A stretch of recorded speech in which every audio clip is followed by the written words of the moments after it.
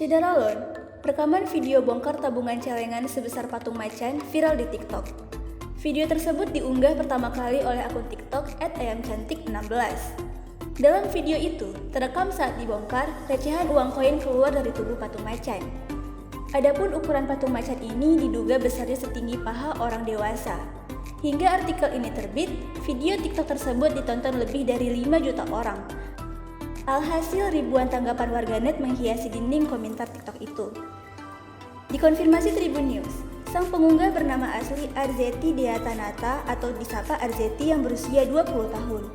Arzeti menyebut celengan sebesar patung macan itu miliknya dan keluarga. Wanita itu berasal dari Jumantono, Kabupaten Karanganyar, Jawa Tengah. Keluarganya menabung celengan macan ini sejak 2,5 tahun yang lalu atau sekitar tahun 2019.